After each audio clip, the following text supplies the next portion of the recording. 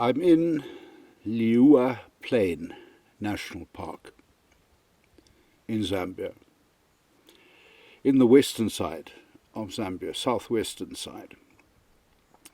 And I'm at a camp, Quali community camp, which is the most southern camp within the park. This is my type of camp. It's simple, it's rustic. You have a sense that you are in the wild.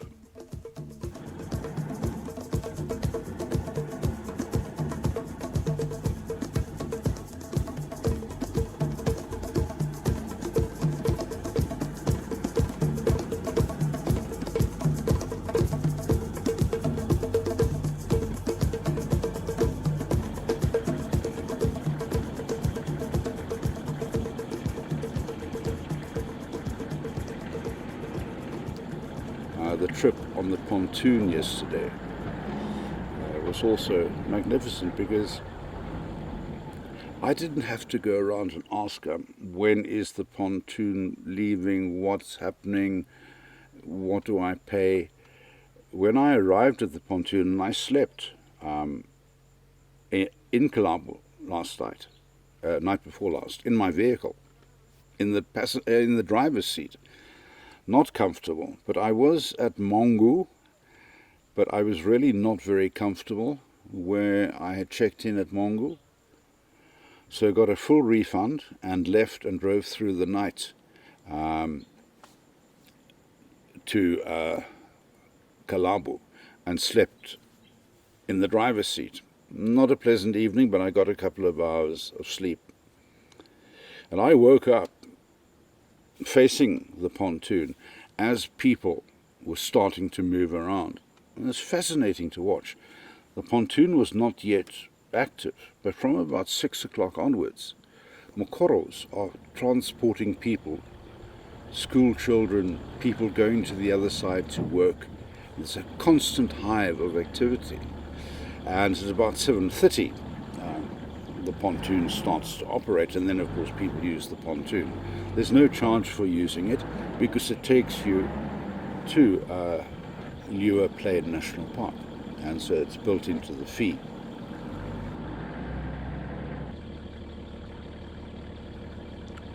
The pont is grounded on a sandbank, so using brute force, attempts are made to get it afloat.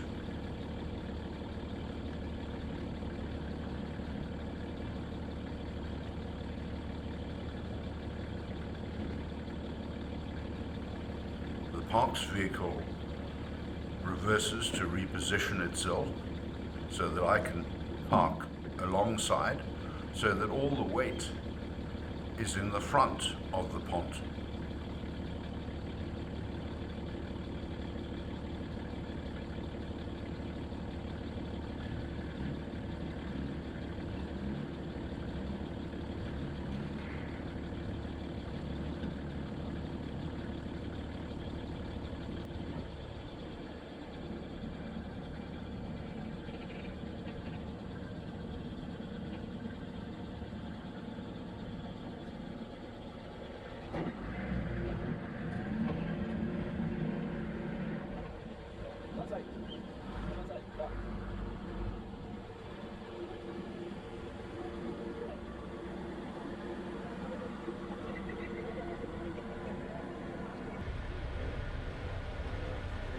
And now, throwing all caution to the wind, we set sail for the other side.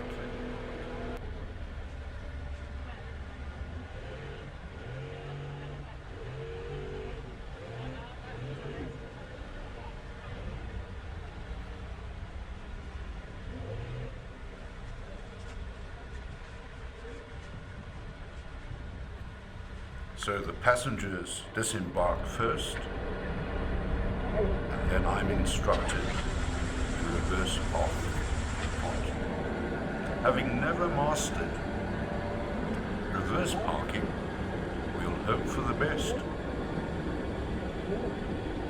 But just in case, engaging 4x4 and low range should anything happen.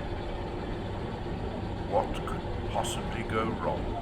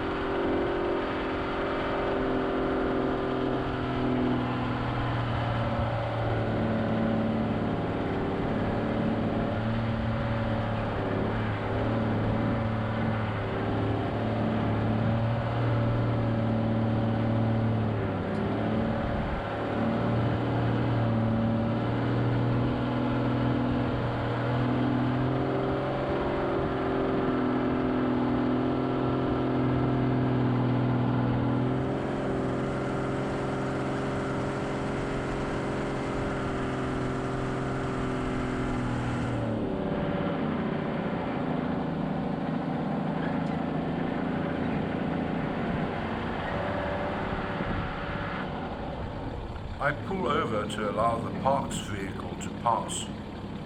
He travels this route every day and I'm only going to hold him up.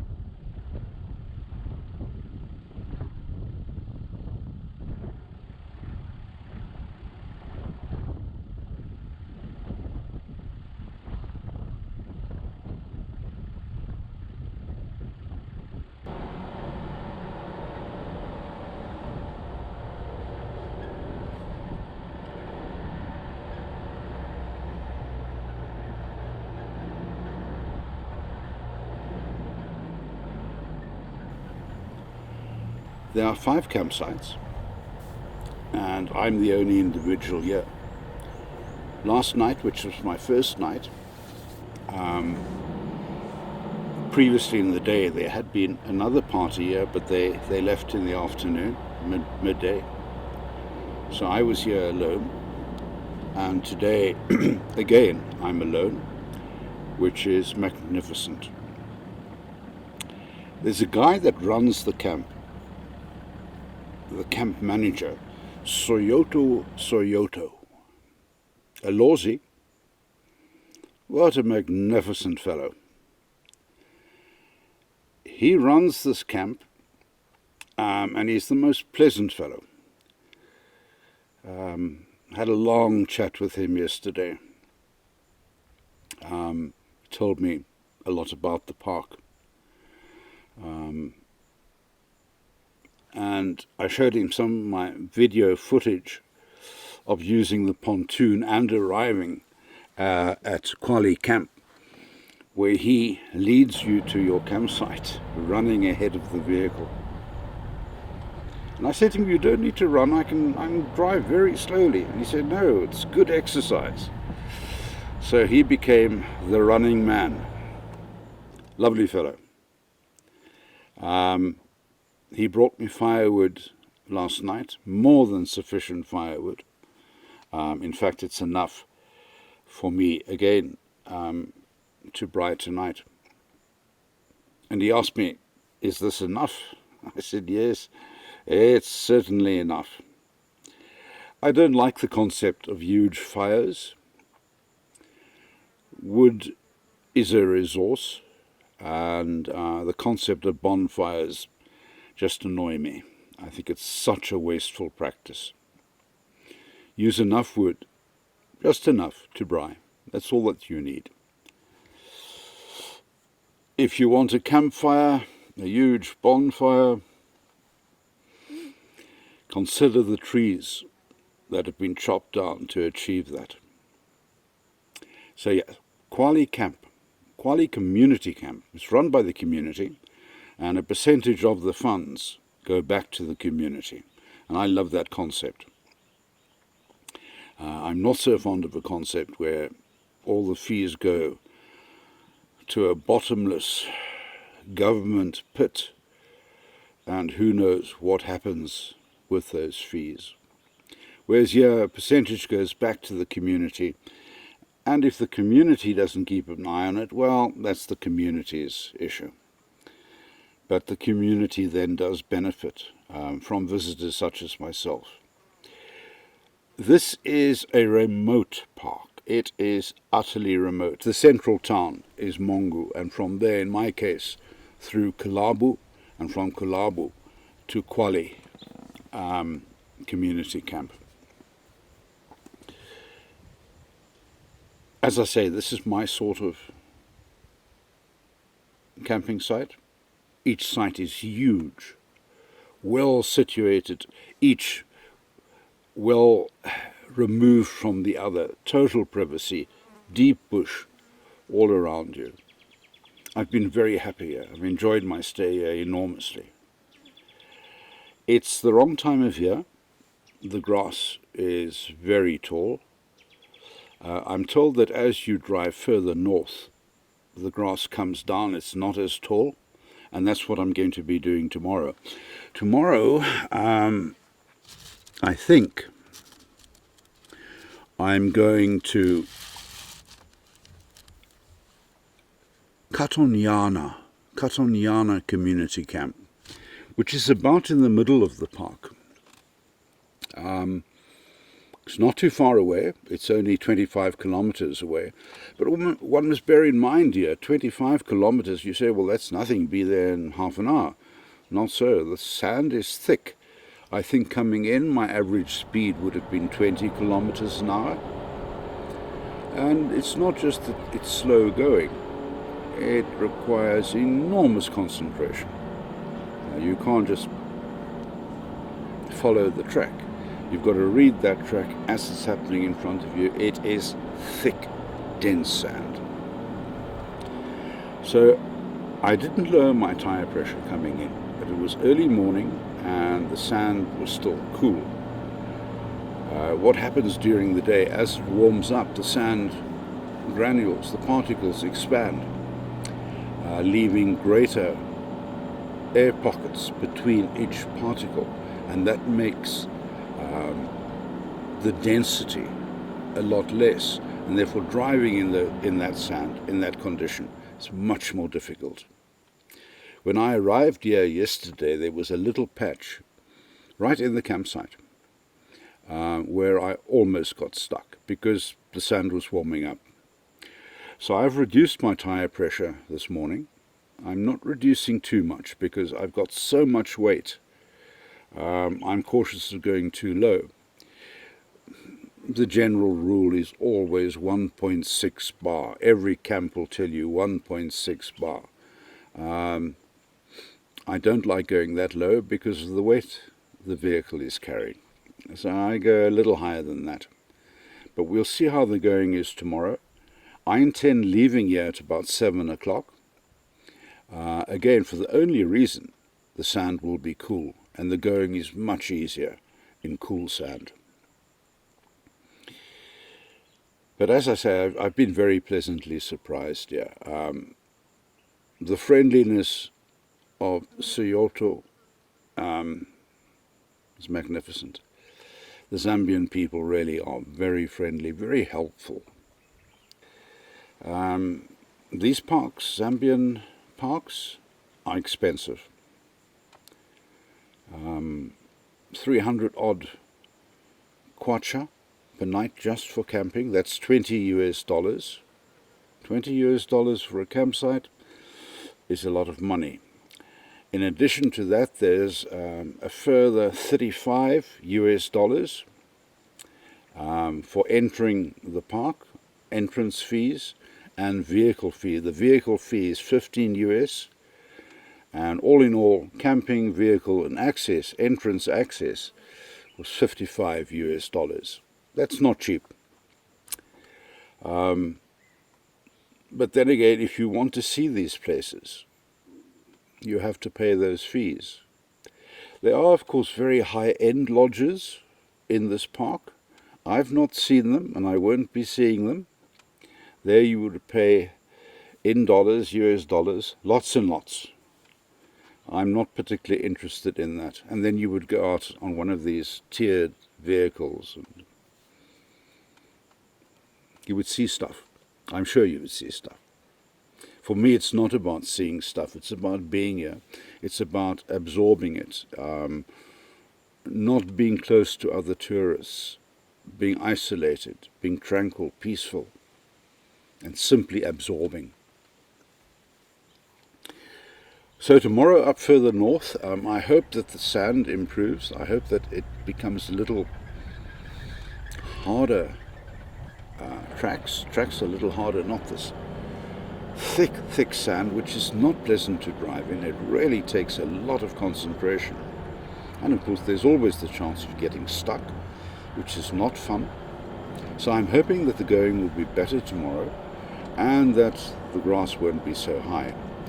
It is so in Liuwa National Park.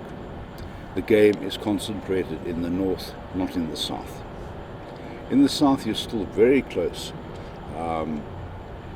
to settlements and people.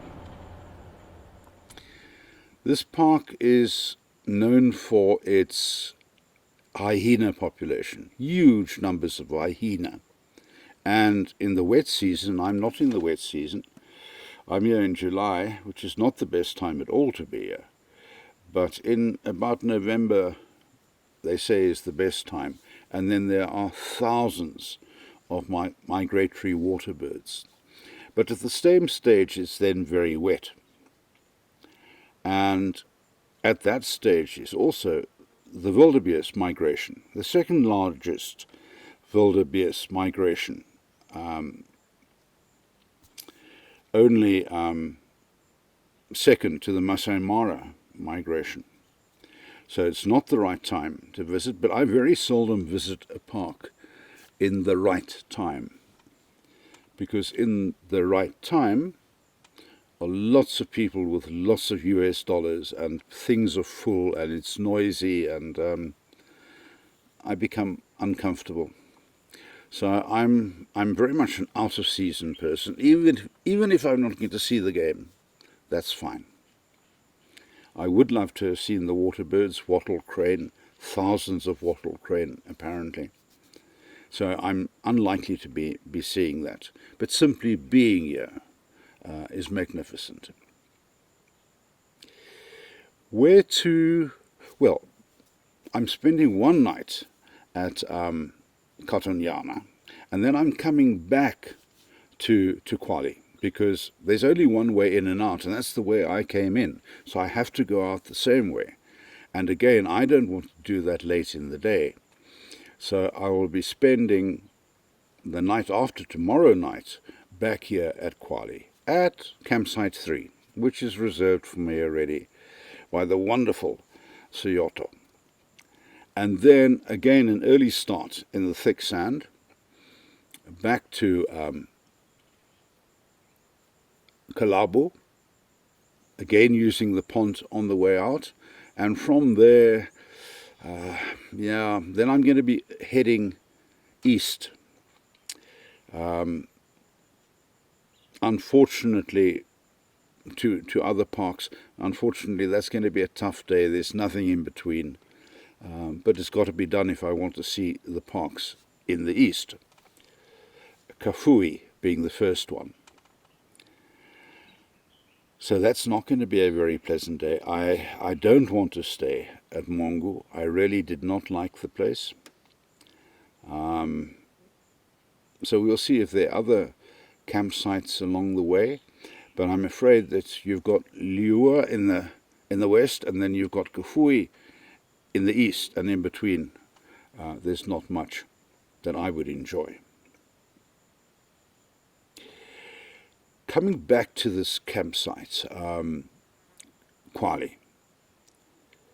You've got the 5 campsites, and then centrally in the middle is an ablution area, water for washing dishes, etc. The hot water in the showers comes from solar heating. The water in the campsite comes from a sort of a treadmill pump, which then goes up and is pumped into a tank, and then gravity fed from there. The water is borehole water. Probably most Western people shouldn't drink it, because it could upset you. But I reckon by now that I'm fairly used to this sort of water. I hope so. And it shouldn't make me sick. I don't know if you can see here, but it's a remarkably pleasant beige color. But that doesn't mean that it contains evil. So I do drink it. I boil it for coffee, obviously, but I'm not opposed to drinking it as is. So far I've not become sick. I reckon by now my body is probably fairly acclimatized, fairly used to this sort of water. I hope so. I wouldn't drink water from a river, not easily, not without putting purification tablets into it. But I reckon from borehole, you're going to get water that is not contaminated, which will probably not make you sick if you're relatively used to it and your system is used to that type of water. The facilities are rustic, very rustic. I like that. It means that only people like myself, like-minded people, will visit campsites like this. And I won't be in the normal tourist spot. I don't like tourist spots. I don't like lots of people rushing around. Yeah, let me leave it there. I don't wish to offend anybody, but I avoid hot tourist spots.